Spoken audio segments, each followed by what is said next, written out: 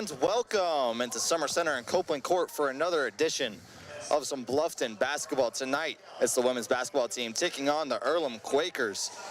Good evening, ladies and gentlemen. I'm Andrew Collinsworth, and alongside me, we have a new voice in the booth. It's Jake Baumgartner, helping me out tonight, graduate student, excuse me. And tonight we're seeing the Beavers taking on the Quakers. Bluffton 7-7 on the season, 1-6 in conference play. Earlham enters 4-10 and 0-7 in conference play. Jake, why don't you tell us about these two teams? Yeah, well, great to be here, AC. Glad I could join you. So, as I was told, these are the bottom teams in the conference, 9 and 10. You know, we're just hoping to see Madison Brown get to the free throw line a little bit. She's averaging around 15 points. Kayla Prigge's been pretty good from the three-point line this year. You know, hopefully we get the offense going and get a home win. Yeah, both teams have had trouble scoring. They're 9th and 10th, Bluffton and Earlham respectively in offense, but Bluffton has been stout on the defensive end, second in the league in defense. Earlham, a team that's gone from a one-win season 3 years ago to trying to turn this thing around.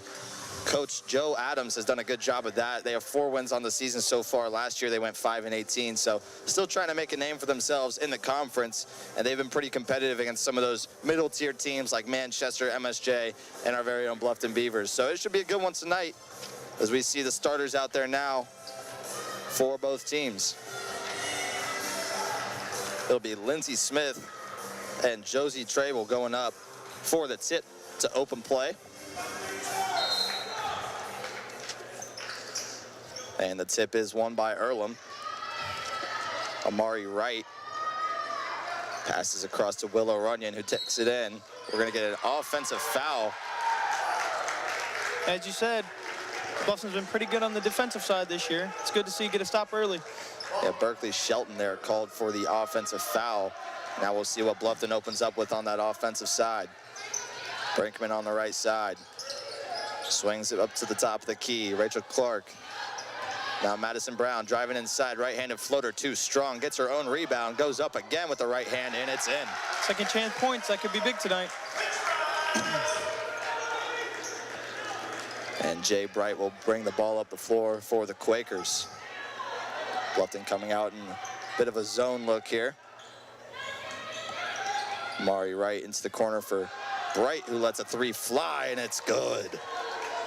Jay Bright gets the scoring started for the Quakers. Yeah, if you can sit back in that zone, they're going to take advantage of the three.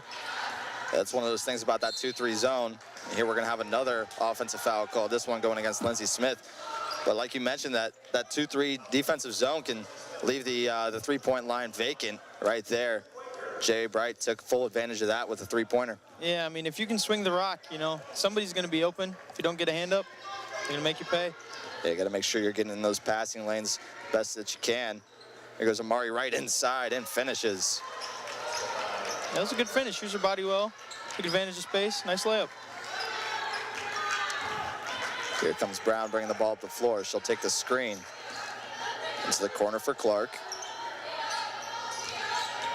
Brinkman working left block. Turnaround off the glass. Just rims out. Now Amari Wright in transition will go to lay it in. Sits on the rim and falls. That's a good transition, Z. Yeah, I didn't know that that thing was going to fall off the rim or not. It just kind of hung up there for a second. Got the home touch away. Yeah, I guess. They call that the members bounce in golf. Madison Brown, two-pointer, won't go. Rebound by Berkeley Shelton, and the Quakers are in transition again. An early 7-2 lead. Another three-pointer, too short. Offensive board from Shelton. Shelton, right-handed floater, rattles home. Another members bounce. One thing that I've noticed is that side of the court in the past 3 games has been very friendly to our visitors, the men's and women's. So I'm not surprised to see them get those bounces early. What do we got to do to get that side first, huh? Pretty long too strong. Brinkman there for the rebound, and another second chance bucket. Good offensive board there. That was nice. Bright swings it across. Trable. Oh, that might have been a carry there. Yeah, bench was calling for it, and so were the fans. Trable thought about the three, now drives inside, gets ripped by Kayla Prigge. Ball on the floor. Brinkman goes for it, she grabs it. Good hustle there. That's what you can say, ball don't lie. And Clark in transition. Dishes it to Brown, up off the glass and in. Good ball movement there. Or take advantage of the defensive stop there. That was nice. Yeah, for two teams that we weren't expecting to get a lot of offense so far in this one, they've been pretty good about finding that open shot and in the back of the net. Another three-point attempt. There it is. That's two. 2 for 3. Jay Bright opens things up hot. Might want to put a hand up on her. Yeah, it's a good point there. Jay Bright on the season is their leading scorer. She was just shooting 27.5% entering tonight, but she gets 2 for 3 to start things out. Briggy drives left side. Take it back out. Brown now drives in. Gets ripped, but it'll be a foul and stay with the Beavers. 6:21. Earlham's opened up a 6-point lead here, 12-6. 6:21 remaining in the first quarter, and we'll have our first sub of the game. Entering is number 25, Lovey Malone, the junior from Dayton, Ohio. As you said, AC, they only have 9 people dressed for this game? Yeah, it looks like 8 or 9. We're going to have a travel on the floor. So Bluffton's going to have to really test their depth. Yeah, if you can just get them battle of attrition, right? Get them tired. That's probably why they're staying in zone right now.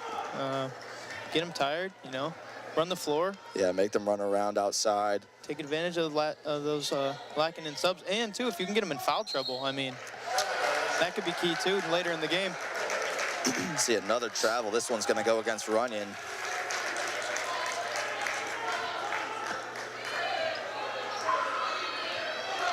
So now Madison Brown will dribble up the floor for the Beavers. Brown hands off to Priggy. She drives. Nothing there, so she gets it out to Clark. Brown gets it down low to Brinkman. Now Brown working on the block.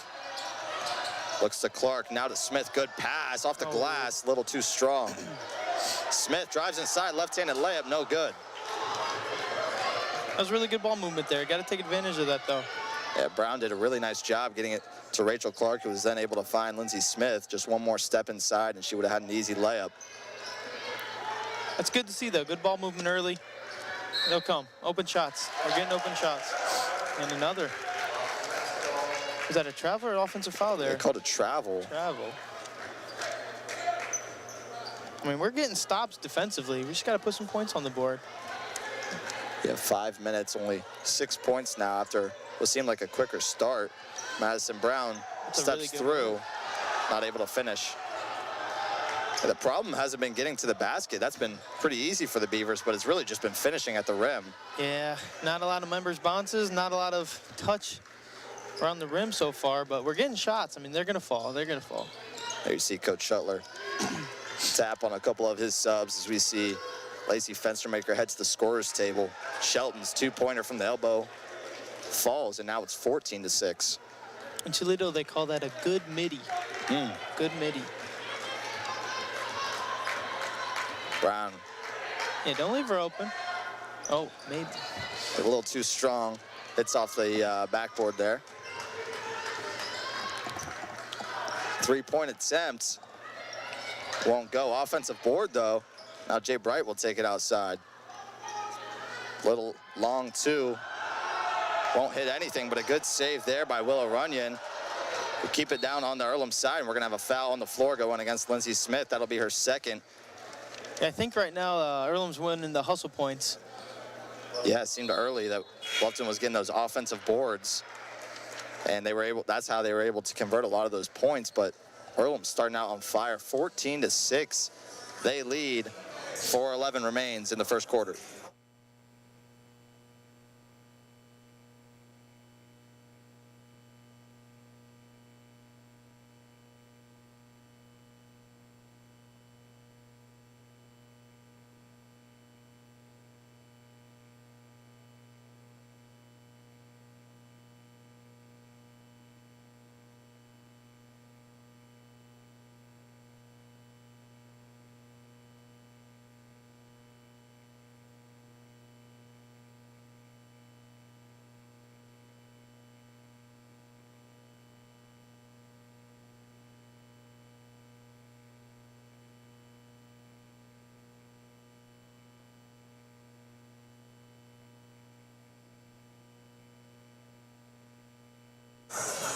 There you saw the upcoming schedule for the Beavers. They have a home and home, so men's basketball and women's basketball will be home this weekend against Berea, 1 and 3 p.m. I believe the women start at 1 and the men follow after them.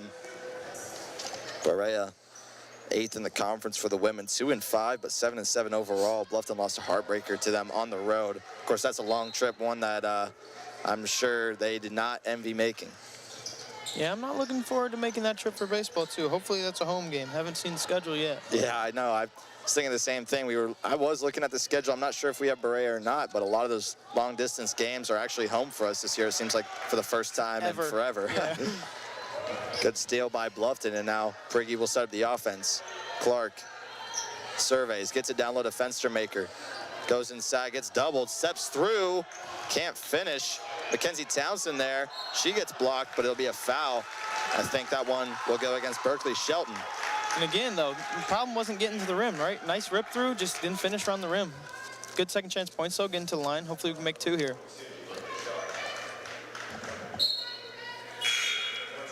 So Townsend has a chance for her first points of the evening. She enters the contest just 10 for 15 from the free throw line, 66.7%, which is pretty much on par for the average.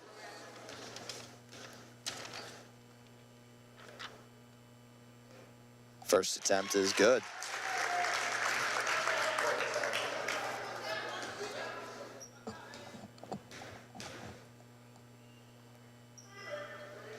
Second attempt falls as well, so Townsend's able to convert her free throws, bring this back down to a 6-point lead. That was a big possession there. It was a big possession. Yeah, definitely needed 2 points there. Here come the Quakers trying to set up their offense. Still in that zone, though. Swings up top. Runyon thought about the 3. She'll drive in. Long 2 off the back iron and rebound to Townsend. That is right there, the worst shot in basketball. That deep 2. Yeah, you want to avoid taking those as much as possible. Fenstermaker in transition lays it in. Got the ball out. That was nice. Get the long rebound, kick out, get a transition points. That's nice. Earlham setting up their O. Driving inside. Floater is good. Lovey Malone finishes. Here's Katie Sims. Dump down low to Fenstermaker. Trying to direct some traffic. Now Clark to Sims. Fenstermaker setting up the play. Nothing there, so she'll drive inside herself. It's tough through the contact. Could have been an and 1 there. Could have been it, but it's nice to see us finished around the rim. I thought the same thing. It looked like she went right into the body, but a good job staying straight up by the Earlham defender, Lacey Fenstermaker, just able to finish through it. And then the active hands on D, that was a good possession there. Good possession by the Beavers. Seems like the momentum shift here, huh? That's exactly what you're looking for towards the end of a quarter, especially one that you've been trailing in for a majority of it. Yeah, definitely like to get the momentum to our side going into the second quarter and change the pace in the ball game for sure. Bright swings it up top, crossover. Now kicks it back out. Madison short to Bright, another triple. It's a little bit too strong. Fenstermaker's there for the board. Beavers trying to go a little bit quicker in transition. Madison Brown will give it to Fenstermaker. Here's Kyla Columber into the corner for Katie Sims. Fenstermaker now surveying, hands it off to Brown with a little bit of speed, drives inside, gets fouled. Thought we had an and 1 on our hands, but instead Madison Brown will go to the line to shoot 2. Well, if you want anybody at the line, though, that's who you want, right? You said 80%? 83. 83% on the line this year. Yeah, we were checking those numbers. She was at an even 100 free throw attempts on the season. Entering the game tonight, she converts on her first. 83 for 100. Very impressive numbers at the line.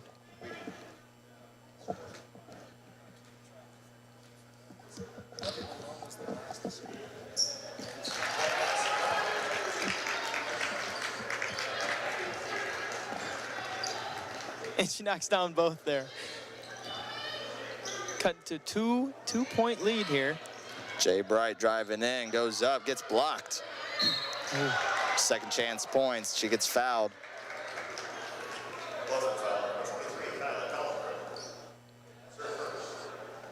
Yeah, she went up straight there, but got the body on the second attempt.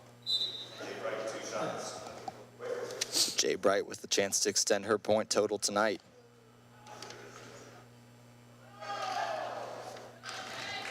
Fish next on the first one.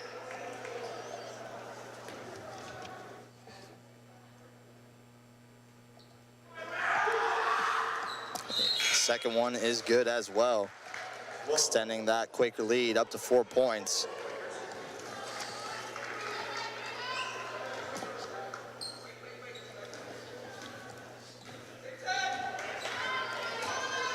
Here comes Madison Brown. Katie Sims now on the right side, swings it back up top to Kyla Cullenber. Crosses over. Brown trying to get it down low, nothing there. Good defense by the Quakers, denying ball. Katie Sims will open up for three. Oh, cords! That was really good ball movement by the Beavers there. The shot clock was starting to wind down, but Katie Sims took that screen, backed up, and was wide open for a three. Pretty She deep, converts. too. Yeah, it was. Here's Amari Wright driving inside. Good pass into the corner. Three-pointer. Just a little short there for the board as Kyla Cullenber, and the Beavers going again with 45 seconds left. And the Earlham was making their shots early on. Townsend down low, rims out. It'll hit off the Quakers and stay with the Beavers. 34.3 remains on the game clock.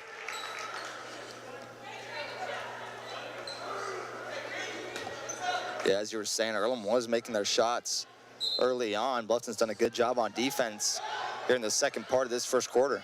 I'm seeing a lot more active hands up. It seems like you want them to shoot out of the zone, and they're going to stay in it, but if you're not making shots.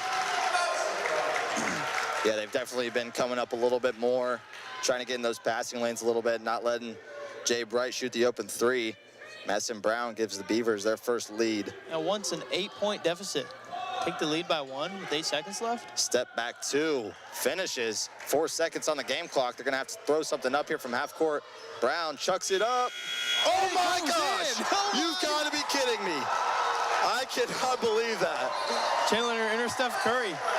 Magical things happening here at Copeland Court. I guess that's just like you said, Bluffton University magic. Here's another look at it from beyond half court. Madison Brown banks it in.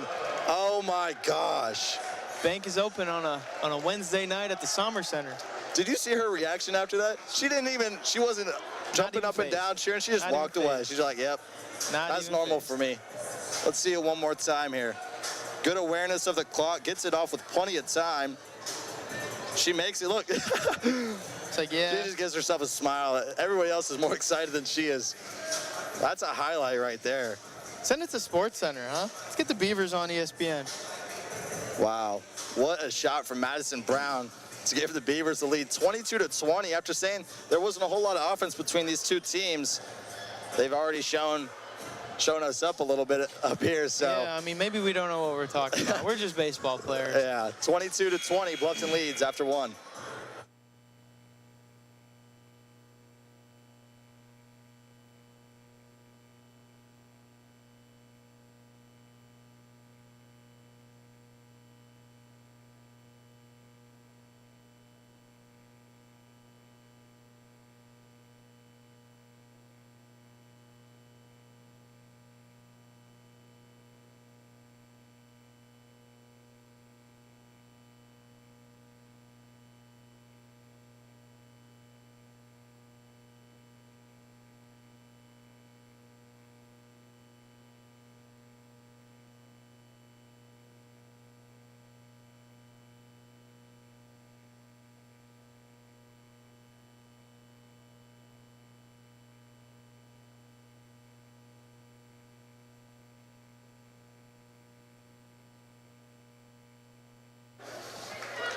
So we are back for the second quarter after the magnificent half-court heave from Madison Brown. Gave the Beavers the lead, 2-point lead here to open up the second quarter of play. And I like to take a look back at that timeout Coach Shuttler took. They were down by 8. I think maybe cut it to 6 right before the timeout, and then got a bunch of key defensive stops there. And then we're finishing at the basket now, which is, you like to see that. Largest lead of the night here by 4. They've been able to get their eyes up near the basket instead of keeping their head down dribbling. They're getting their eyes up, focusing on that hoop and finishing.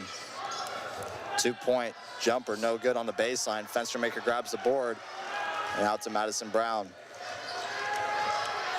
Into the corner for Katie Sims. Another 3-point attempt. Rims out. Madison Brown, offensive board. Can't get the second chance to fall. You mentioned it a little bit earlier when they were still down by a few points. Good drive inside and finish there from Amari Wright, but that momentum was starting to shift. I think it was about 18-14 or something like that on the score, and Bluffton was starting to get something going offensively, and you can see it starting to carry over a little bit. Katie Sims open again, but she'll get it down low to Lacey Fenstermaker. Fenstermaker working on the block. Goes up and finishes again. It's a really good finish there by Fenstermaker. It's interesting to see, right? Some of the finishes were making really tough shots, and then some of the easy ones, you feel like you kind of missed them. It could be a 10-point ball game, but really good finish there. Good defense down low. Katie Sims comes up with the board. Cullenberg thought about the 3. Instead, she'll drive in. Gets bumped, so she's forced to kick it out to Sims. Fenstermaker again down low. Outside for Sims. Fenstermaker on the baseline. Can't get it to fall. Madison Brown there for the offensive rebound. Sims again for 3. Comes up short. I don't know about that one, AC. I don't know about that one. Yeah, neither do some of the fans in front of us. It looked like she might have got tied up there, but it definitely looked as though Amari Wright was going to rip it away and go in transition anyway, so not sure there's much of a foul there, but we have a worse angle than the referee does, that's for sure. It's nice to see the Beavers have been active, though, on the boards, right? That's got another offensive rebound there, and at least hustled, try to get another one. I mean, cheap foul maybe, who knows? We don't have a great view, but... Yeah, those offensive rebounds are hard to come by. Corner 3 hits home. That's the first 3 they've hit in a while. Yeah, Josie Trable able to get that 3 to connect and make it a 1-point game. As I was saying, though, those offensive rebounds are hard to come by, and when you get those second chance points, you really want to try to take advantage of them. Katie Sims thought about the 3 in the corner. Outside for Rachel Clark. Sims deep 3. Can't get the bounce. Maury right there for the rebound. Body's flying. No call there. Beavers get back in D, though. Trable, another 3-point attempt, too strong. Rebound falls to Madison Brown. That was a good transition D there. Had a body on the ground. 5-on-4, able to get back. Didn't give up a point. That was good. Good transition D. And then gets to the line for Fenstermaker. See if we can get 2 here. It's a nice job by Lacey Fenstermaker drawing that contact. That's the thing, it's so hard to play defense down low without contacting the shooter. And when Lacey Fenstermaker hasn't been fouled, she's been able to convert it. There she was fouled, and so she obviously wasn't able to make it, but she goes to the line and is rewarded with 2 free throw attempts. And some of those misses, too, I mean, she uses her body well. It seems like maybe she's gotten fouled a couple other times. This is, what, the second time she's gotten to the line tonight? I think this is the first for her. First one is good. She's doing a good job of at least getting open shots down there in the paint.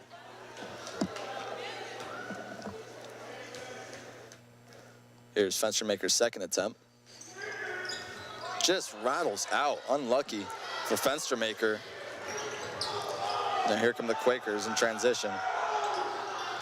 Amari Wright trying to set things up. Takes the screen, works inside, kicks it out. Runyon, a 3. Little too strong. It falls out of bounds. We'll go to the Beavers. Looking at Earlham, they've shot 209 threes on the year.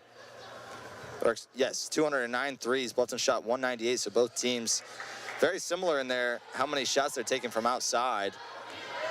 Speaking of three-pointers, too, we haven't seen Kayla Prigge get involved from the three-point line today. That she hasn't really shot the ball very much, and they haven't really needed her to. Been able to find scoring and other options. Madison Brown, long 2, too strong. So 2-point lead for the Beavers. 3-pointer in the corner. Hits off the front iron. Prigge gets the rebound. She looks ahead to Madison Brown. Brown directing traffic. Swings it up top to Prigge. Prigge thought about it. She'll step back. Long two. A little bit too on the front, but Rachel Clark cleans things up on the offensive glass.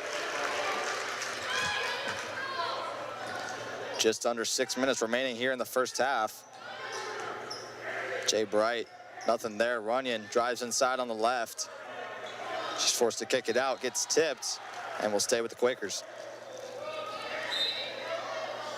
Yeah, that was almost that's not a hockey assist. What is that? Maybe just luck, but It might be a hockey assist. maybe. You shoot one and it hits off the Ricochet? the post Yeah. and then go. Yeah. You get it? Yeah. Think so. Maybe. They be giving those out like Yeah, crazy, man. yeah. You could do anything. I think goalies getting assists in that. Scoop layup won't go. Townsend there on defense. Pushes it ahead to Prigge in transition. Good find. Festermaker goes up and finishes. 3-man weave. That's how it's done. Prigge with the assist. Festermaker continues to add to her point total. She's up to 9. Runyon thought about it. She'll dribble up top. Amari Wright drives in on Prigge. Good Can't get the shot up. defense. Clark trying to slow things down, but she'll pass ahead to Festermaker. Good pass. We're gonna have a timeout from Coach Joe Adams. Beavers able to get things going, and it has been a lot of team play. You see right here, really nice pass from Caleb Prigge on the previous possession to get Fenstermaker a point. And then Rachel Clark dishing it down low to Fenstermaker, and then to Madison Brown. Gotta bust the cutter. Very nice job by the Beavers, giving them an 8-point lead with 4:55 remaining.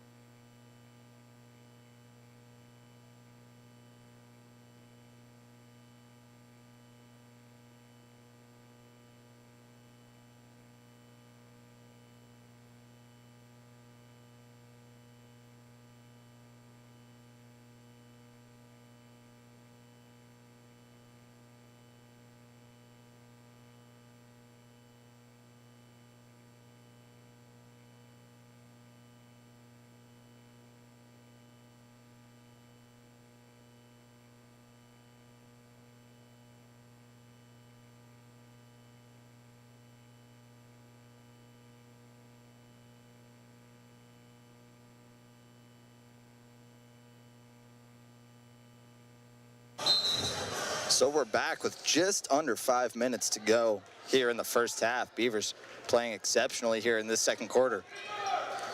Yeah, you see, it seems like towards the end of that first quarter, Beavers took the momentum and they just haven't gave it back yet. As there's a steal from Brown.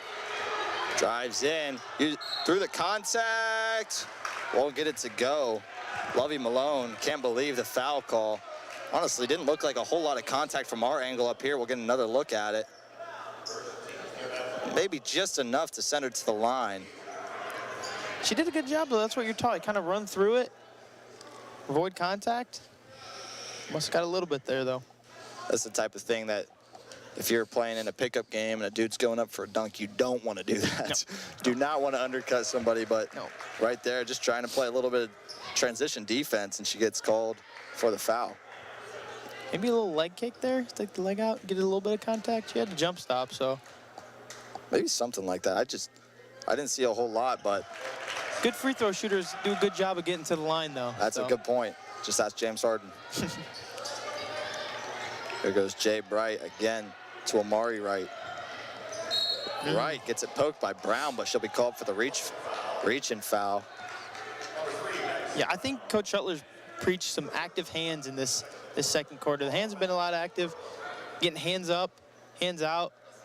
A lot of tip balls, a few steals. Yeah, I have to imagine that after that first quarter, where they weren't very, what's the word? I guess like themselves on defense, they just were able to kind of switch things back, be more aggressive on the defensive end. You can see they're playing what looks like a pack line defensive scheme. Scoop shot almost finishes.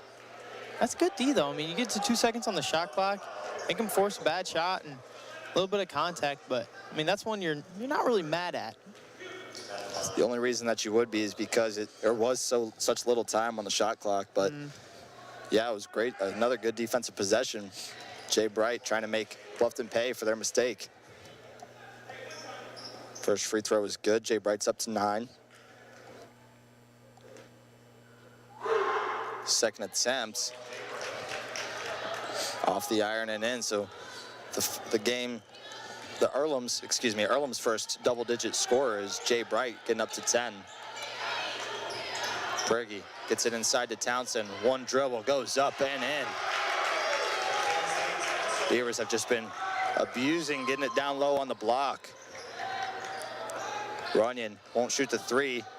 Drive inside, now kick it out. Step back, not there.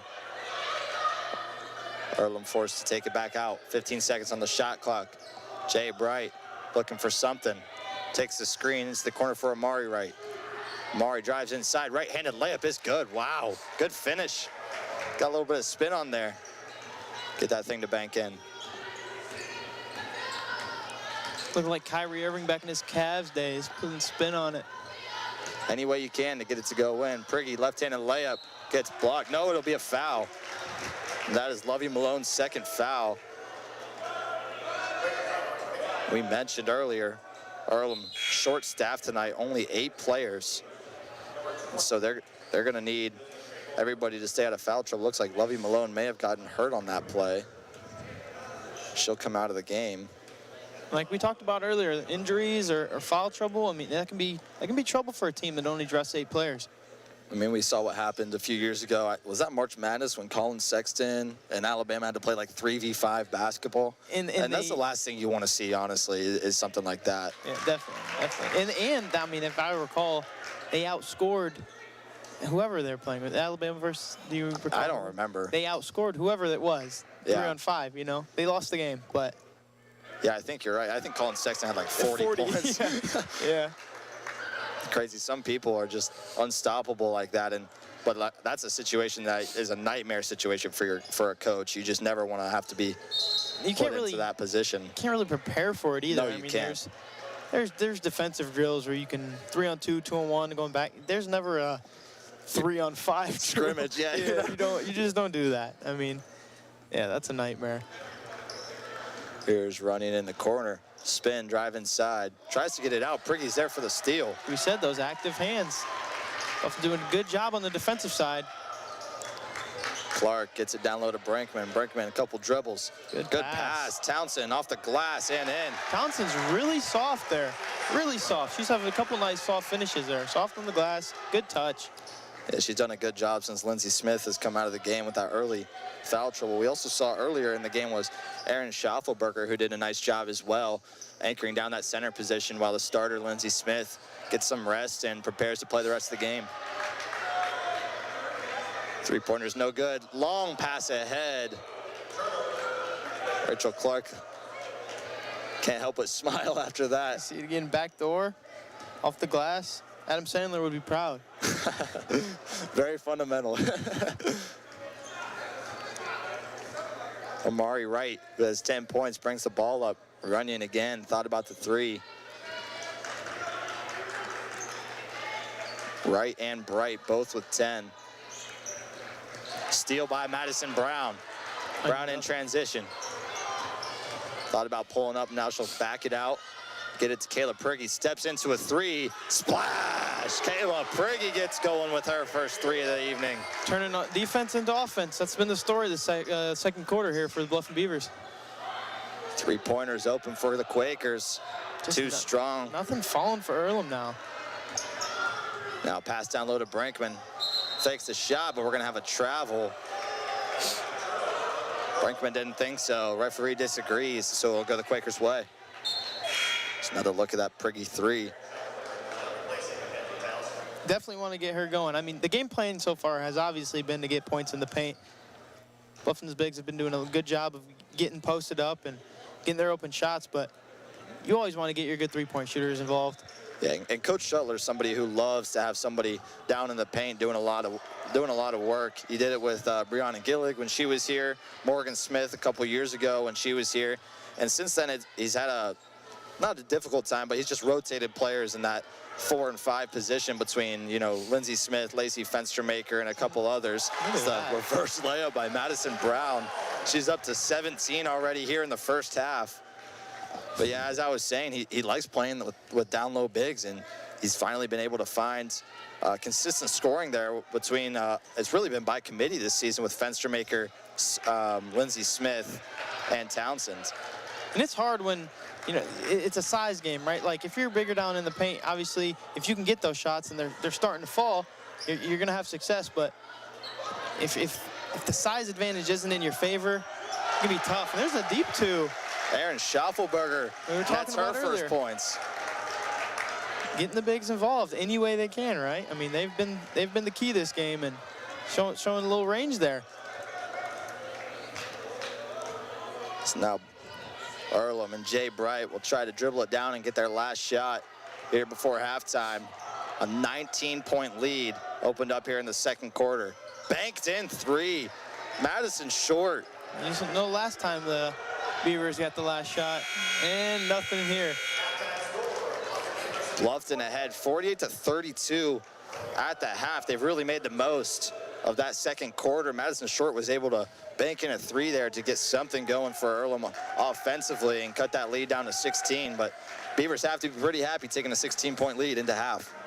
Yeah, definitely. I mean, 2 completely different stories. First quarter, you know, it seemed like Bluffton just couldn't get anything going offensively and really defensively either. Couldn't really get a stop. And then towards the end of that first quarter, you see a completely change of pace, and Bluffton dominated the second quarter there heading into half. Yeah, Bluffton definitely got something going there, like you said, in the second half of the first quarter, so those last 5 minutes, and that really carried over. They scored 26 points there in the second quarter to Earlham's 12, and that last 3 being a banking kind of, not a desperation 3, but something towards the end of the clock, just trying to get a shot up. And so Bluffton will be very content taking a 16-point lead into the half. We'll be back with roughly 2 minutes left to go before the third quarter begins to bring you our second half breakdown. Stay tuned.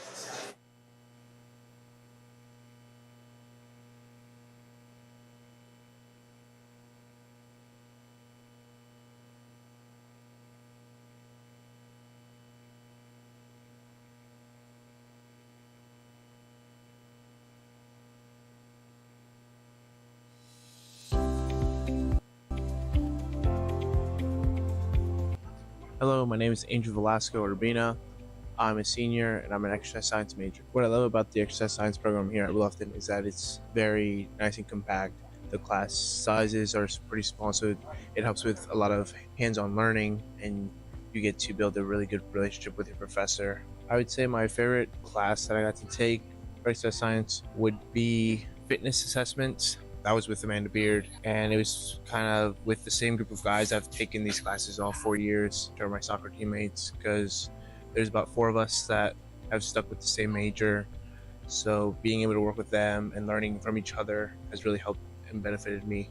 So as of right now, I decided to do the exercise science route because after I graduate from here, I would like to pursue an athletic training career, which would be done through the University of Kentucky during their grad school program.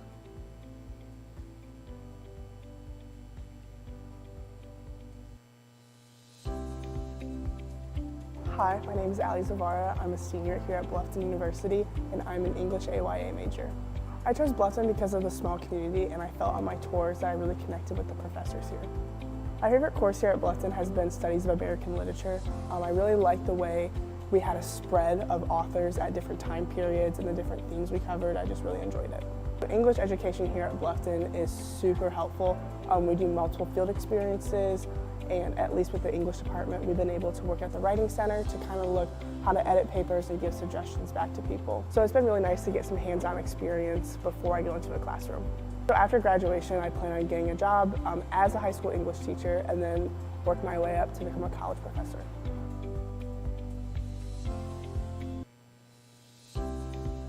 Hi, Hi, I'm Haven Montague. I'm from Salina, Ohio. I'm going into my second year here at Bluffton. I am an elementary education and intervention specialist major with a pre-K special needs endorsement. I chose primary P5 education because I just love kids and I love getting to work with them and see them grow and seeing that light bulb moment when they get to tell you that they know their numbers or they know their colors. It's just something that really just inspires me every day to keep going into education. When it comes to classes here at Bluffton, you definitely get your feet wet right away. As this past year in my freshman year, I was placed into an early field placement and I was placed into a classroom and I was there almost every Tuesday and Thursday doing hours there, and I got to experience different diverse elements and stuff, and it was just really nice to see a different side as someone from Salina, which is a smaller place that you don't get to see all of that, and it was great to work with those kids. Here at Bluffton, I love how close I am with my professors. I love talking to all the education professors. They are very helpful when it comes to anything that you might need help with. If you're having a problem in the class, you can talk to them, they'll work with you, and also they'll answer any questions because they have so much experience here. I just love how Bluffton is just such a great campus. You can get to know people, and I definitely have made really close friends over even the first few weeks I was here. I made tons of close friends and I got to know them, especially being in different clubs and in different sports and stuff. I just got to see what all Bluffton has to offer, and I definitely recommend everyone to come here.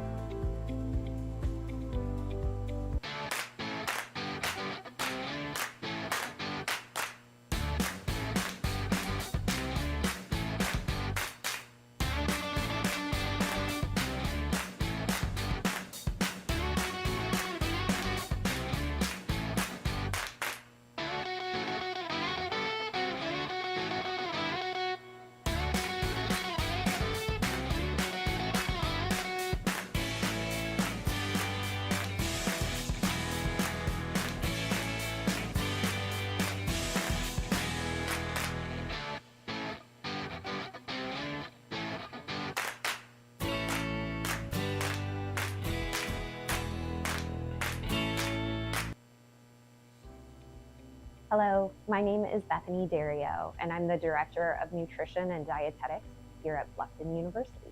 I've been in higher education for 14 years and worked in the field of nutrition for 20 years. At Bluffton University, we have a well-developed undergraduate and master's program.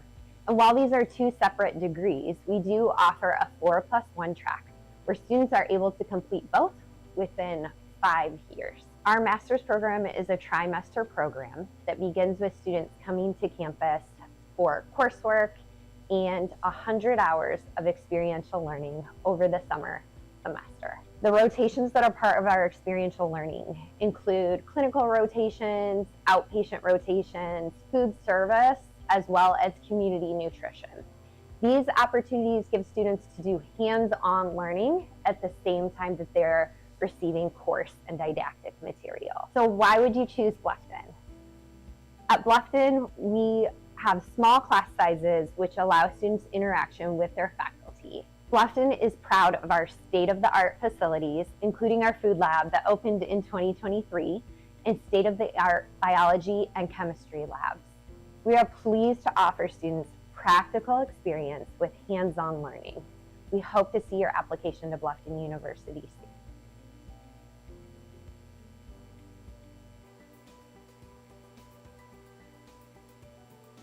Hi, my name is Emily Walker. I am a History AYA major from Archbold, Ohio. I chose to be a History AYA major because I come from a long line of educators and I want to teach the next generation, and I really love history. I really like that in my field experience I got to connect with a teacher that was in the profession that I'm going to go into, and it really helped me to solidify my decision in my major. I am super involved here on campus. I'm a member of the Marbeck Activities Council. I'm a member of the Bluffton Education Organization. I'm the vice president of the History Club, and I'm also a president's ambassador. Some of my favorite memories on campus happen when I play sand volleyball at night. There's just a bunch of us that meet together and we go and play for hours a night, and it's just so much fun.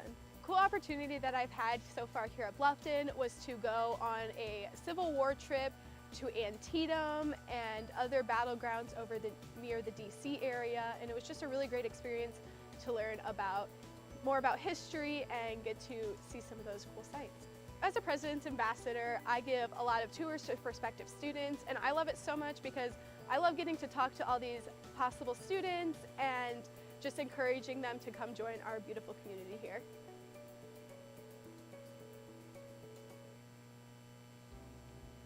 My name is Ashley Cloker. This is my third year at Bluffton University, and I am a mathematics major. My favorite class pertaining to my math major is my calculus class. It was my freshman year, and it was with a lot of the friends that I have now. I chose Bluffton because of the faculty and all the people here at Bluffton really welcomed me into the community, and it made me feel like I was at home. After I graduate, I plan on becoming a teacher, a math teacher at the high school level, and a coach on the side. Sports fans.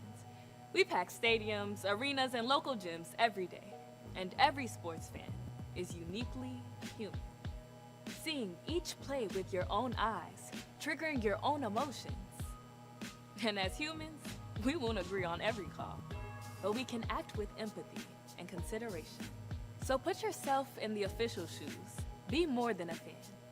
Be officially human.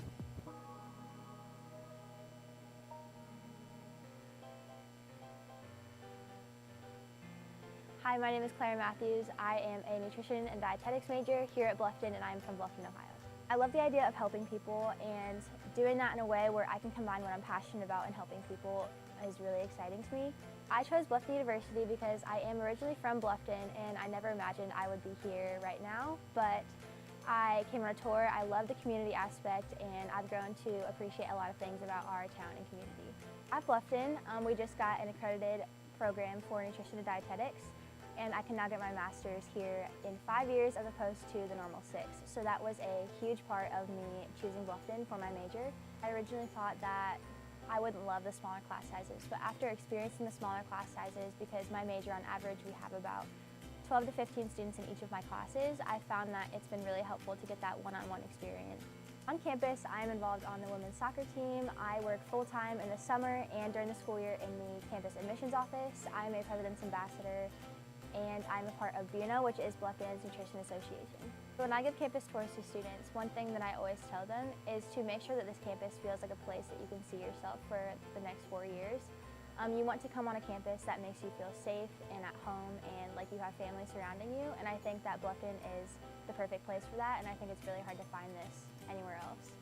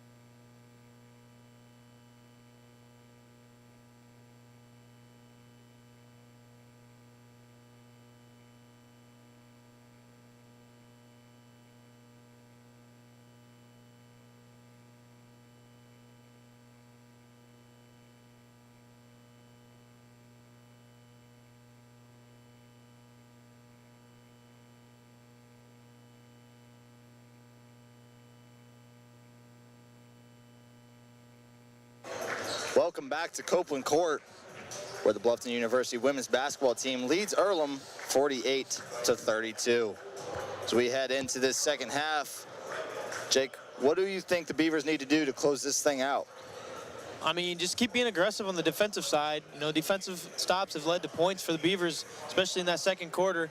As you see, Earlham has 9 turnovers in the game, so we've been doing a good job of getting defensive stops and turning those into transition points. And you know, keep that up on the defensive side. Been a good job of getting involved, the bigs involved. So keep doing that. And I mean, it seems like shots have been falling too. So. Yeah, that certainly helps. 22 rebounds to 13 for Earlham. 22 bench points for the Beavers to 5 for Earlham. As we mentioned previously, Earlham only playing with 8 tonight. They come into the game with 15 on their roster. We're not sure what their injury situation looks like, but we know that they are down to only 3 players coming off their bench. So that's going to be a difficult situation for Coach Joe. Yeah, and Bright and Wright kept them in the game early. They both have 10. I mean, they're carrying the offensive load. You know, it's just they don't have a lot of help really, and defensively, with as good as Bluffton's been playing, it's going to be hard for them to get back in this game. They're going to have to come out strong this third quarter, and if not, Bluffton might run away with it. Yeah, and Earlham's not really even shooting the ball that bad. 41%. Field goal percentage, 36 from 3. Those are higher than their season marks of 38.7 and 30%. So they've been shooting it okay. It's really just been the fact that Bluffton has caught fire and they've been able to force turnovers too. Yeah. So it's been a mix of things for the Beavers as they get ready for the second half of action here. Earlham will start off with possession as we enter the third quarter of play. It's Amari Wright working right side, drives inside off the glass, misses right side. And the rebound goes to the Beavers. Brown ahead to Lindsey Smith. Good pass to Taryn Brinkman. My goodness. I don't know what's got into the Beavers tonight, but they are balling. They're doing their thing. Little no-look pass there from Lindsey Smith. We're getting it all tonight. We're getting good passes, deep threes, and ones. We're getting a little bit of everything. Nine steals. That one goes off of Earlham and will go to the Beavers. Behind the back. Yeah, that was nice. Lindsey Smith dishing them out. You hate to be the person laying that ball up in that situation. You're like, oh, yeah, you can't sell that clip. Please you don't cannot sell it. Yeah, that's, I'm sure with all the practice, though, that's not even going through your head in that split second. But once you look back on it, you're like, man, if I missed that. So steal for Jay Bright. She gets fouled by Tamron Brinkman, so it'll be the Quakers getting possession here. An 18-point lead for the Beavers. Maury Wright drives inside on the right. All right, here's Jay Bright, steps inside the three-point line. Working down low. Shelton gets it up and in. You still see the hands though. I mean, we're getting the ball in the hands, or hands on the ball. I mean, getting loose balls. Those are going to lead to points, like they did in the first half. Madison Brown open for a 2, splash. Again, we talked about that earlier. The worst shot in basketball. She knocks that one down though. Adds to 19 points on the night for Madison Brown. Coaches will only tell you that when you miss it though, right? Right, yeah, yeah. Here's Amari Wright, has to kick it out. I'm sorry, Jay Bright, now Amari Wright. Here's Josie Trable, goes up for the 2 off the front iron. Brinkman there for the board. Madison Brown in transition. Gets it to Rachel Clark. Now up top for Kayla Prigge. Might have had somebody open there. Clark at the top of the key, 12 on the shot clock. Might have to rush to get something up here. 8 now. Clark an open 3, too strong off the backboard. Brinkman there for the offensive board. Madison Brown, we're gonna have a timeout. I wasn't sure that I got rim there. It did not. Let's see the replay here. Yeah, backboard, no rim. That should be. That was all backboard, so. Definitely should be shot clock violation. But still, Bluffton active on the boards. I mean. I think they're gonna, yeah, they'll put 5 up there. I think that's about how much was left when she shot it. Obviously, when the shot clock resets and the players don't know, it's not necessarily a fair advantage. So they will put 5 back on. Lindsey Smith working down low. Now Tamron Brinkman just outside the three-point line, won't go. Brown was there for the board. It's tipped out of bounds. Stays with Bluffton. Those second chance opportunities to score points. It's been big for Bluffton tonight.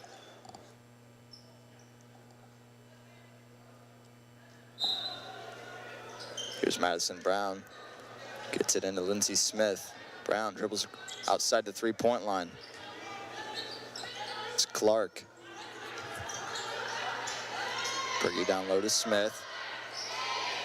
Lindsey Smith gets it to Madison Brown. We're gonna have a moving screen go against Kayla Priggy. She kind of knew it when she heard that whistle. I think so far in this beginning of the second half, you can see Bluffton just trying to slow things down, getting their offensive sets. I mean, you got off to a big lead, 18 points. Kind of just want to, you know, run through your sets, get some more points, but you don't want to force any bad shots. No, you don't. So Amari Wright misses the two-point floater. And when you keep getting defensive stops too, you can slow the pace down. You can get into the sets you want. You know, kind of set the tone and kind of grind it out for the rest of the game. Yeah, you can kind of see that's what they're doing. That a little bit more is just taking some more time off the clock. They're not quite playing with as much pace. No, not at all. Just trying to slow things down, take it possession by possession. They definitely don't want to get caught in transition. That's one of those spots that, you know, you might start giving up some more points if you're giving up steals and playing too fast. Right, and in a game of runs, I mean, if you can slow things down and, oh no. Priggy gets called for the offensive foul again. Let's take a look at that one. Tips up. I don't know, that looked more like her own teammate knocked her down. Yeah. Tough call goes against Kayla Priggy there.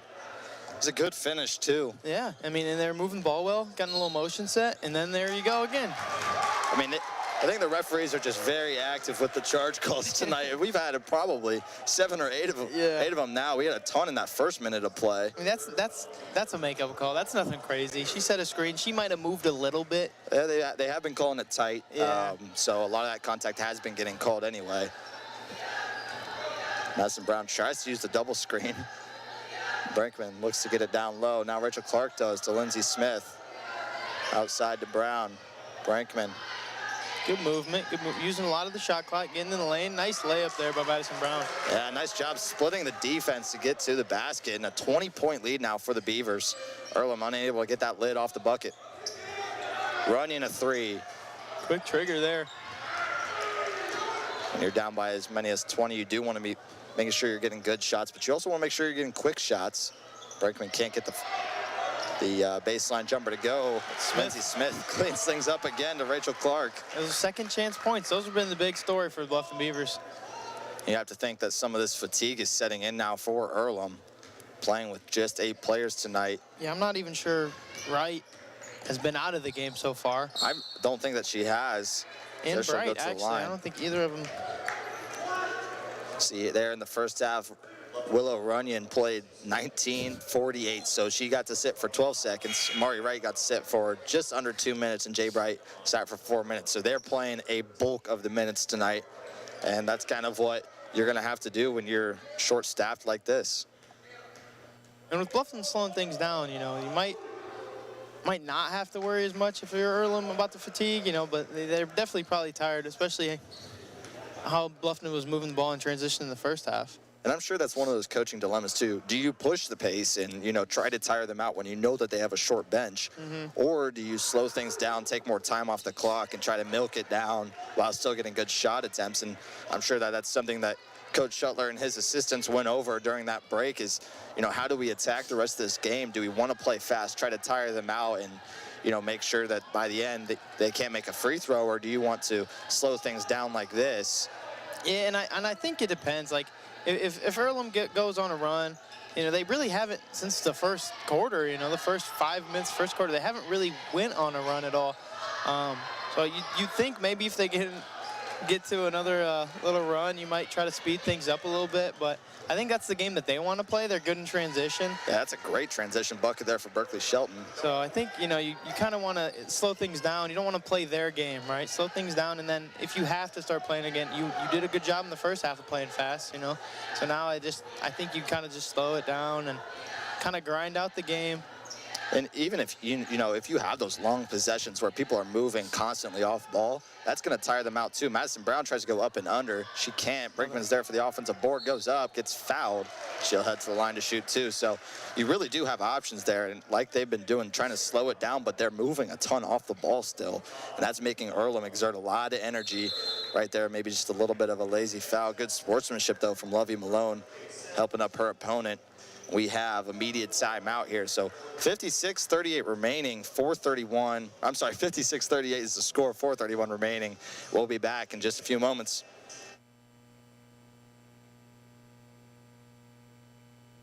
Bluffton University. Visit for the beautiful campus. Apply for the academic excellence and national achievements. Enroll and become one of the many Bluffton graduates who are making a difference in their communities. Visit bluffton.edu today.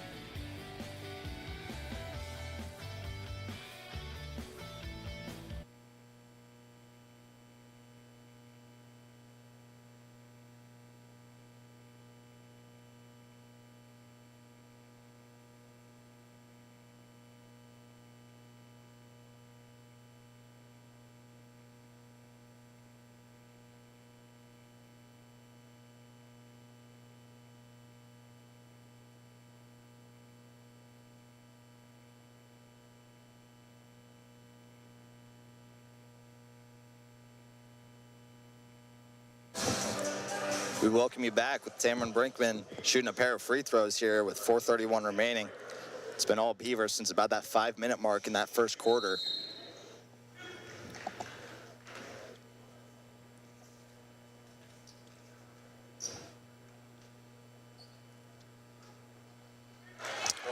Brinkman's first one is good. She's an 80% free throw shooter, actually a little bit higher than that after that make. Knock on wood. Of course, I don't want to jinx anything here. Yeah, good old announcer jinx. Announcer jinx does exist. And there it is. Well, fire. You know what's crazy is it's not even, it's just that the rim heard me. Yeah. Tamara, if she heard me, she's still making it. She's still making it. Because Yeah. it looked great. Yeah. Up until that rim hit it 4 times, and then it said, nah, no No, thanks. thank you. No, thank you. 2-pointer from the, just outside the three, or inside the 3-point line is no good. Now Madison Brown trying to push the pace. Drops it back for Katie Sims. Sims across to Priggy, down low to Brinkman. Brinkman with a little bit of a size mismatch down there on Jay Bright. Mackenzie Townsend. And as we were talking about earlier, like slowing it down, you can do that, especially when you have the size advantage. Madison Brown unable to get her offensive rebound to go back in. Now Earlham in transition. Malone drives in, gets called on the floor. Jump ball. Jump ball. Going the other way. So back to those active hands. Bluffton's been doing a really good job just getting their hands in the way, especially when players have been driving, or not even just passes, but like there's been ball strips, and they've done a really good job. It seems like after that first time out in the first quarter, just getting their hands in the way of the ball. Here's Kayla Priggy. Gives it to Madison Brown. Down low to Mackenzie Townsend. She's looking for an outlet. Go to work, Mackenzie Townsend. Right-handed layup off the glass, gets fouled, so she'll head to the line. Nice drop step.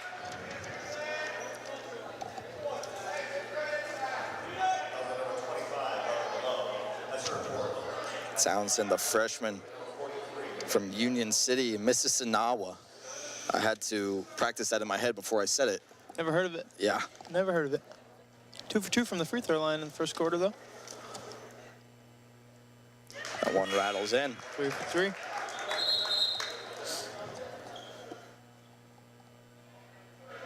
Both these teams pretty good from the free throw line. Let's see if I jinx it here.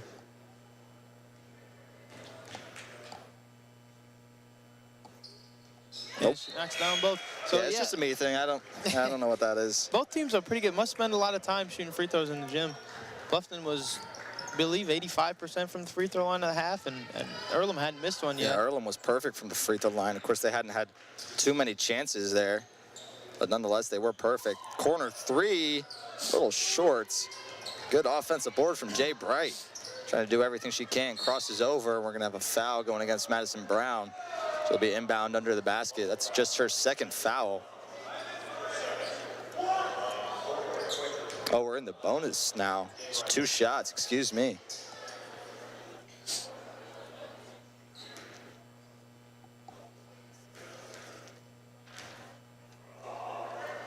Her first attempt is good. Bright up to 11 points, gonna try to make it 12.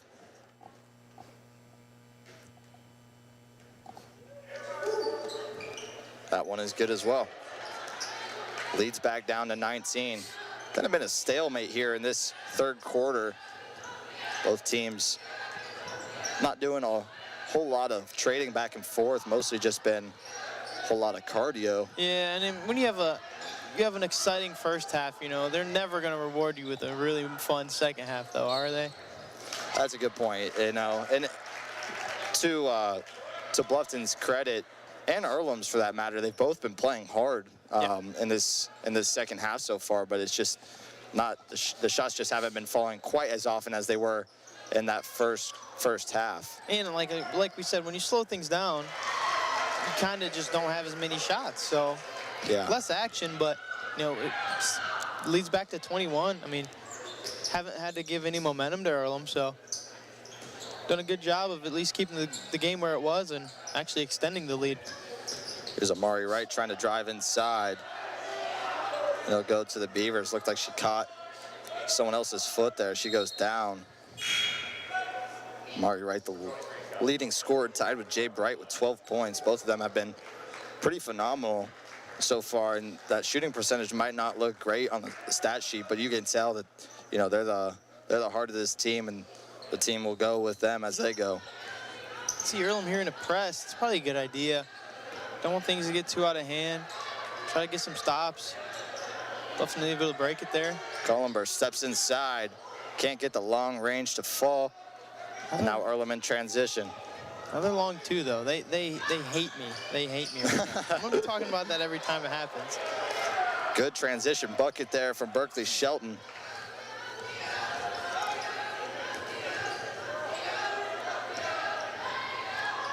Again, easily breaks that and able to slow it down. Sims in the corner thought about it. Said she'll dump it down low to Townsend. Townsend going to work, goes up with the right hand. That's just a mismatch. Yeah, big size advantage there. Mackenzie Townsend makes the most of it. She's having a good night. She's up to 8 points. Really soft I'm sorry, touch. 10 points, excuse me. Very soft touch. She's done good. I don't know, what's field goal percentage? Has she missed a shot? She's done a really good job around the rim. It seems like the only time that she's missed a shot tonight have been when she's gotten fouled. And then made both the free throws. Yeah. There's a good little Euro step there. All right. Yeah, Jay Bright, again, working inside. Jay Bright and Amari Wright have both done a really good job of being able to get inside. And Bluffton's got a pretty big size advantage in this matchup. And so when you get down low against Lindsey Smith, Mackenzie Townsend, Lacey Fenstermaker, and Tamron Brakeman, those shots are going to be hard to come by. Katie Sims' three is no good. We'll have a foul on the floor going the other way. See who it goes against. I think they're going to call Townsend on that one. Yeah, just a little too much. I think that's just being aggressive on the boards, but seems like she bullied her a little bit there. And they're in the bonus there, so they're going to get some free throws. Yeah, we have talked about how refs have been calling it pretty tight so far in this one.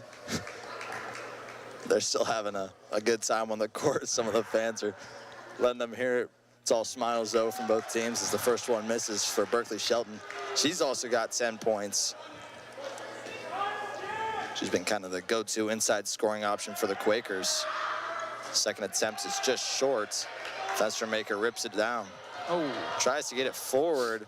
Passes out of the reach of Katie Sims. Coach Shuttler not happy with that. He knows that those turnovers are the way that you let a team like Earlham back into this. If that happens when you have a 5-10 point lead, they can instantly change the game. You got a little bit of a cushion, but you never want to see that happen. She just got a little excited, wanted to push the pace. Coach, slow down, slow down. Here's Bright on the outside, two-pointer, and it rattles in for Berkeley Shelton. Went around twice before it fell, but it's good nonetheless. Fenstermaker with 15 on the game clock here in the third quarter. Passes it up top to Cullenberg. Clark gets it to Sims. Now Townsend. Townsend thought about it. Instead, she tries to dump it down low. 3 seconds on the clock. Gonna have to force something up. We're gonna have a foul and a pair of free throws coming for the Quakers. So a redemption opportunity for Berkeley Shelton after missing her last 2 free throws. They both looked pretty good online, but came up just a little bit short. So she'll have a chance to try to get this lead down to 15.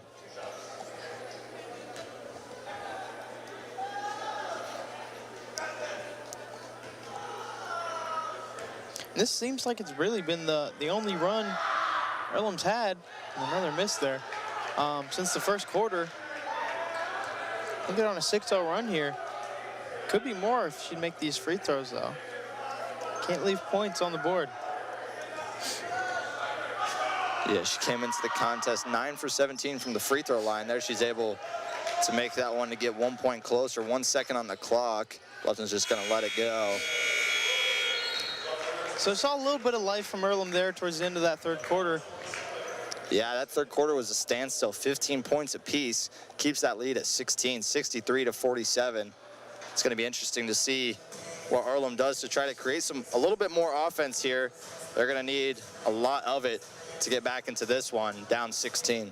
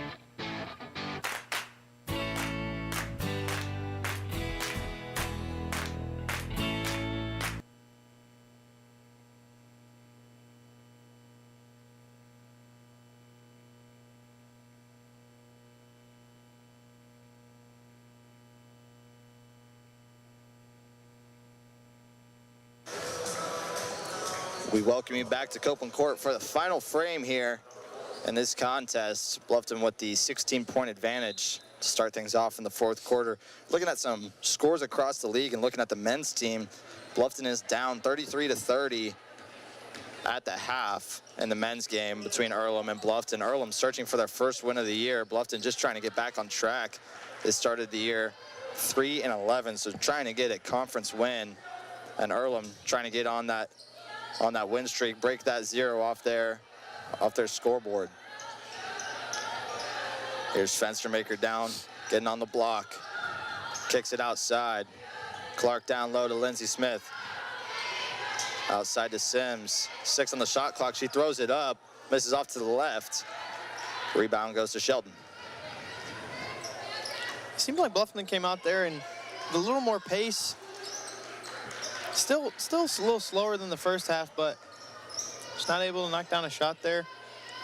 I think this might be a little more of an exciting fourth quarter here. I think I'd have to agree. I think we'll have a jump ball here and it'll go in the favor of the Beavers, but I think that Earlham might be able to get some momentum here and keep this thing at least, where it feels like a good game. They played better in that third quarter, much better defense, and they were able to slow Bluffton down offensively. Yeah, and Bluffton hasn't really had any turnovers since Earlham started pressing, but it definitely seems like it's making their sets a little bit more uncomfortable. Just like that. Yeah. Clark tries to get it out, and it is going to be a turnover. Berkeley Shelton comes up with a steal. There's a pass ahead to Shelton. Steps inside to the free throw line, won't get it to fall. Fenstermaker's there for the board. She'll skip it over to Rachel Clark. It's also good getting some valuable minutes for your bench players here. Yeah, I wouldn't be surprised if the last couple of minutes of this one, if the lead stays where it's at, Coach Shuttler does elect to go to his bench and try to get some of those underclassmen valuable minutes.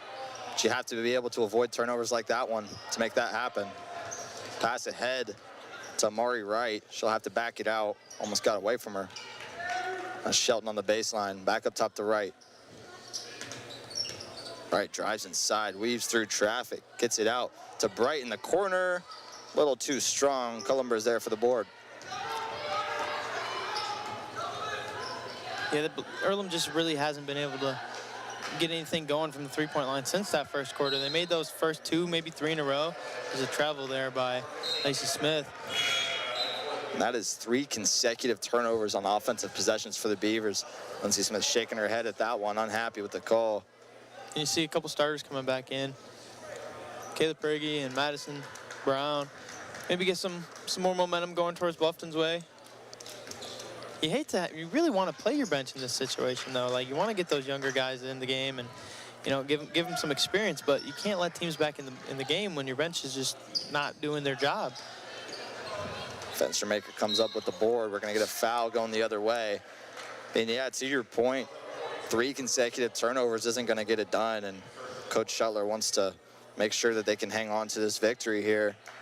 And it would be victory. Luckily, Earlham really hasn't capitalized on those turnovers, but I mean, like we talked about earlier, that's how you let teams back in the game.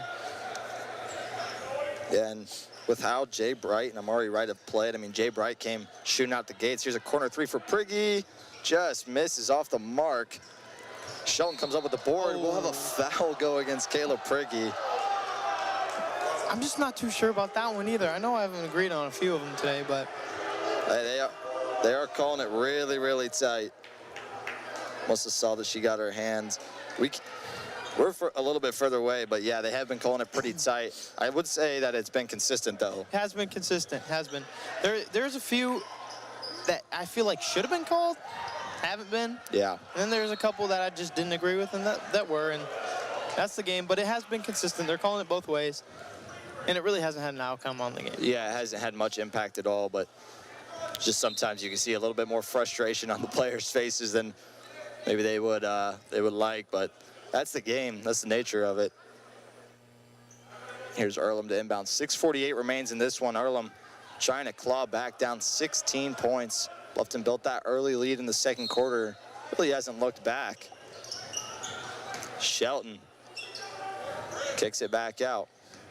There's Jay Bright. We're going to have a foul on the floor. It's going to go against, I think, Rachel Clark. Yeah, I think she just got her hand on the body there.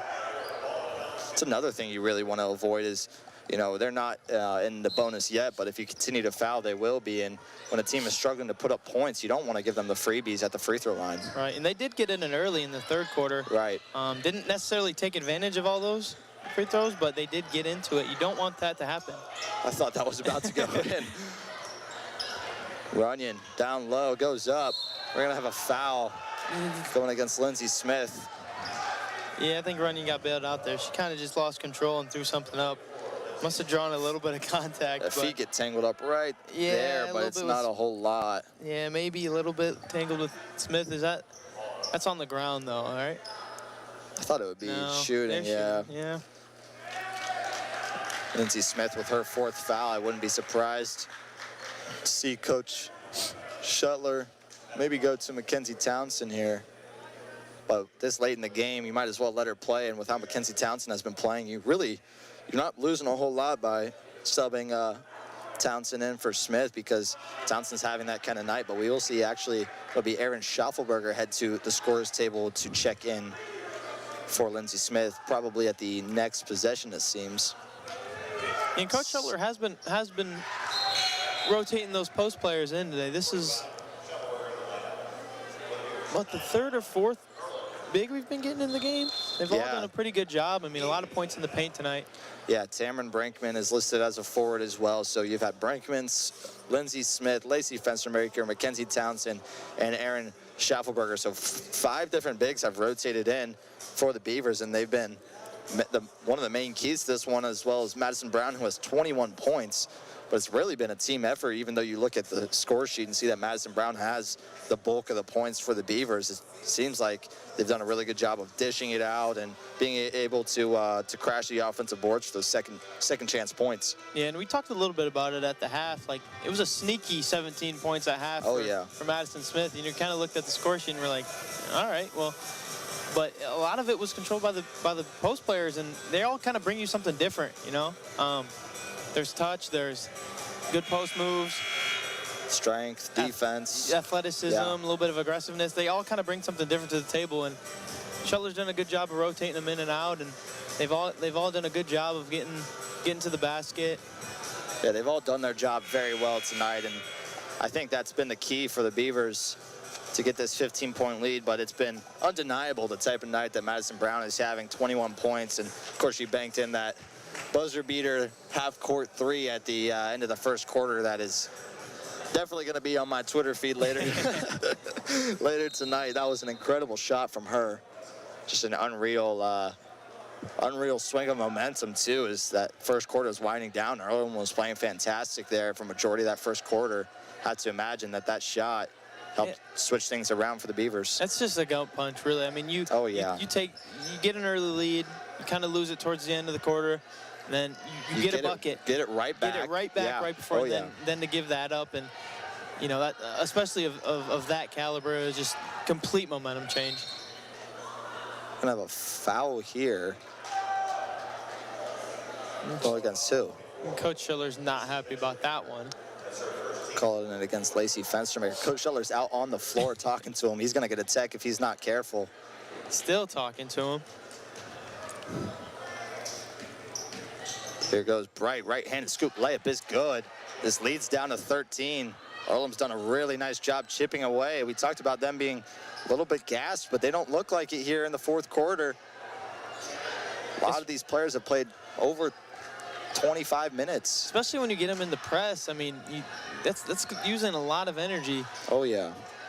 And they really haven't got a ton of stops on the press either, so you maybe surprised. You want to try to steal those possessions if you can, but with having only 8 people, I'd maybe sit back into a zone or back in man, and that's not a foul. They call that. That one's going to go against Rachel Clark, so Jay Bright will head to the line. She's already got 16. She's going to try to get it to 18. Consistent, though. Have been consistent. Bluffton needs to try to start taking advantage of that whistle, drawing some contact on the other end. Bright's first one is good, down to 12 points, and this is where you're starting to feel a little bit more pressure from the Quakers. Yeah, and just the second half, you haven't really seen the same Bluffton team we saw the first half. They've slowed things down, which is fine, but you got to be able to put the ball in the basket, and they really haven't done that. Definitely in the fourth quarter, not really much in the third. See Coach Shuttler getting an explanation from the official there, something that he's probably still not happy about. Madison Brown works on the outside. Schaffelberger going to work. Spins around, goes up, nice move. A little fadeaway for Erin Schaffelberger, and she banks it off the window. Like I said, the post players, they've been key for Bluffton. That was really good. Kind of kill the momentum that Earlham had. That one's They're good. Right back. Josie Trable with her 5th point. Yeah, when you have a depth big, Lacey Fenstermaker uses her body inside. But when you have a big who's, probably your 4th or 5th coming off the bench, and she's able to hit those kinds of shots, that's very valuable to have that kind of depth. Especially the young, like seeing your younger players getting those type of minutes and then taking advantage of them, showing some good athleticism. It's nice to see for the future. Mari Wright's 3 off the backboard, no good. Lacey Fenstermaker gets the long rebound. She wisely slows it down. Bluffton clinging to this 13-point lead with 4 minutes left. Earlham not even close to being in any sort of foul trouble, so there's no bonus threat for the Beavers. And if you're Bluffton here, you don't want to force really anything. Get the ball in the paint, get to the line. Yeah, that will work right there. Lacey Fenstermaker goes up and under, draws the contact. Just go to the line to shoot 2. Yeah, that was a good possession. You took some time off the clock. You're coming off of 2 possessions with scores, and getting to the line on the 3rd one in a row kind of killed the momentum Earlham had. Still a 13-point game, but you can tell that Bluffton's starting to feel pretty comfortable with this one.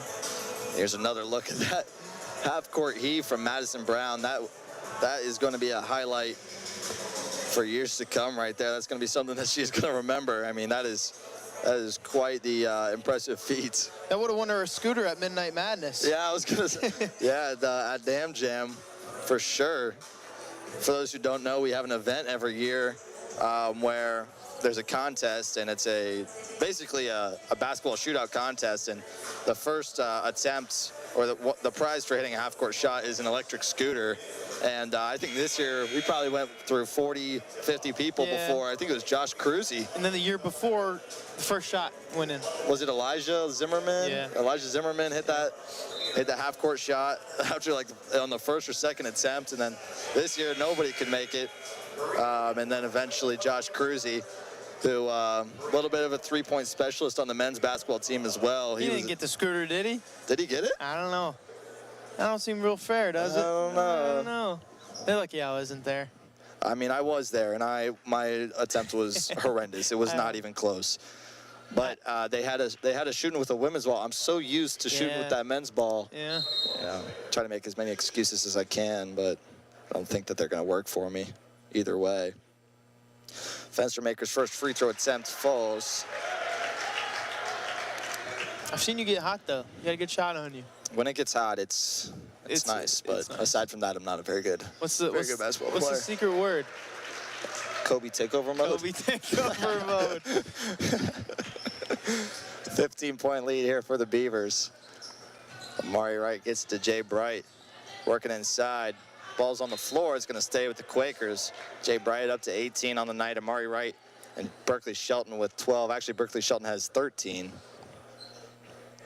Those three have been the trifecta that Earlham has gone with to try to get all their points, and they've done a really nice job for the most part. All of them shooting 40% or above. Crossover inside, goes up with the right hand, gets rejected. Kayla Prigge comes up with the rebounds. Madison Brown in transition, gets it to Lacey Fenstermaker, little jab step. Tries to get it down low. We're gonna have a kick ball, and it'll stay with the Beavers. Jay Bright with 18, 4 for 10 from the field, but she's a perfect 8 for 8 from the line. Take a look at that block again. Nice. Not today. And the left-handed layup is good for Kayla Prigge, right out of the out-of-bounds set there. So leads back up to 17. Trey with the three. It's off the front iron. Long rebound for Berkeley Shelton. Back up top, another three-pointer. Rims out. Madison Brown able to come up with it. She gets it to Prigge in transition. It's a 2-on-1. Prigge and Fenstermaker. Tries to get it across the Fenstermaker, gets swatted out of bounds. That's really not the worst case scenario right there, though. Don't score in a transition, but you got the ball out of bounds. Use some more of the clock. Put this one away for the Beavers. 3 minutes left here, Summer Center. Prigge gets it down low. Madison Brown now pulls the long two, too strong. Rebound for Shelton. We haven't seen a ton of Madison Brown here in the second half. Good steal by Kayla Prigge. She'll go the other way, gets it to Rachel Clark. Yeah, Madison Brown hasn't been relied on quite as much. But she really hasn't taken that many shots here in the second half either. There's Rachel Clark deep three, little too strong, looked really good. She put too much strength into it. You can see the fatigue starting to kick in here. Kind of just a lot of shots being thrown up. Yeah, you see Kayla Prigge laying down, gets the board. I think she just kind of fell right to her there. Madison Brown, three-pointer. Yeah, rattles in. She heard us. She heard us. She's up to 24. Or did they count that? They counted that as a two. So there's a long two. I'll give her 23 rather. Well, there's 3 lines. I'd be getting confused too. I know, right? So the women's one is the second line? That's what I thought. Because they moved them back recently, didn't I think they the inside line is high school. Yeah. Yeah, they did. They did. Because women's in high school recently. used to be the same. Men's used to be that second one. So they backed up the men's a little bit too. Yep. So now we'll see some of the starters check out. Madison Brown leaves the game with Rachel Clark and Kayla Prigge.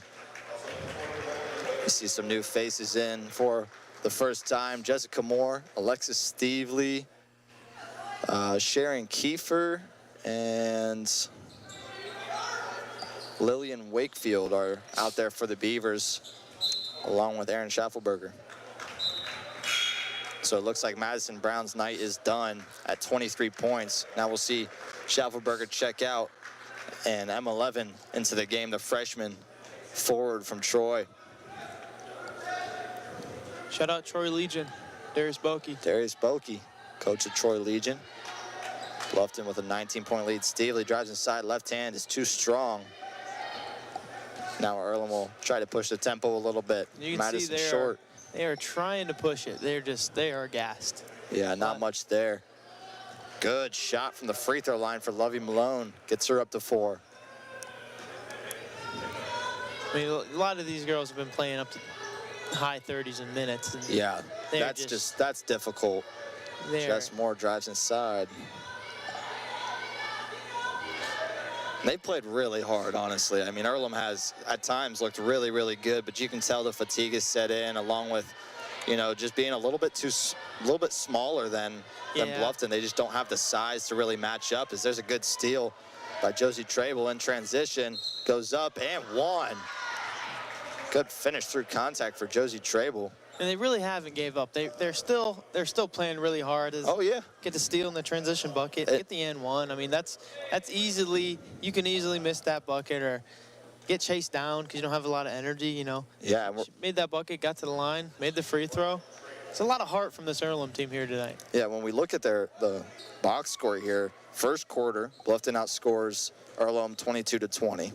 So a 2-point difference. And then that second quarter was really where all the lead was built, a 14-point advantage for Bluffton. And then in that third quarter, 15-15, and now in the fourth quarter, Earlham with the advantage 12-10. So for 3 quarters, they've played exceptional. They've actually played even basketball with Bluffton. The big difference was that second quarter, which was a 14-point advantage, and now the score is 73-59, so a 14-point advantage for the Beavers. So they've played really well for 3 quarters, and just in that second quarter, they lost a little bit of concentration, just weren't able to get the shots to fall, and Bluffton was. Yeah, it was a total momentum shift, and like we talked about earlier, that half-court shot, like it's not even the 3, it's how the 3 was made, and that's just a big confidence boost for the Beavers, and they took over that whole second quarter and eventually pulled away and got a 73-59 win here tonight. Yeah, it wasn't always pretty there in the second half, but Bluffton did what they had to do. An explosive second quarter has them winning 73-59. Looking at this box score in front of me, it looks like Madison Brown is going to be the game high 23 points. She was 9 for 20 from the field, good for 45%, and 4 for 4 from the free throw line. Lacey Fenstermaker had 17 and 6 rebounds, and Mackenzie Townsend had 10. But a lot of Beavers getting the score sheet. 8 different players scored for Bluffton. Again, Madison Brown led with 23. For the Quakers, they ran out only 8 players tonight. Jay Bright led them with 18. Berkeley Shelton followed that up with 13. Amari Wright had 12. Then from there, Josie Trable added 8 points. Lovey Malone pulled down 4 boards with 4 points. So Earlham gave everything that they had, but it just wasn't enough. It was a powerful second quarter for the Beavers, propels them to a 73-59 victory. We're going to talk about that shot for probably a couple days to come here, and it was incredible from Madison Brown there to close out that first quarter, half quarter. I wasn't prepared for that to go in. I don't know, were you? You know, part of me was like, she's going to make this. Part of me is like, no way. Yeah. I just, they got the ball out of the hoop. They pushed it. You know, they definitely wanted to score there before half. As take another look at it here. My gosh. The stars aligned for it, man. Like, yeah. they pushed it. You know, they were trying to score, and you want the ball in her hands in that situation, and that changed the entire complexion of the game. There's a term that I've heard used around the NBA, which is when the clock's running out and you have to get a shot up. It's called a grenade. And there's only a few people who like shooting those because they don't want their percentage to go down. I think one of them was like Jamal Crawford. Loved just shooting that thing at the end of a shot clock or a buzzer. So right there, I mean, you could call that a grenade if you want. Madison Brown was able to convert, and that momentum shift really got the Beavers going into that second quarter. So Beavers are going to hang on 73-59 for one last time. I'm Andrew Collinsworth with Jake Bumgardner. We thank you for listening, and have a good night.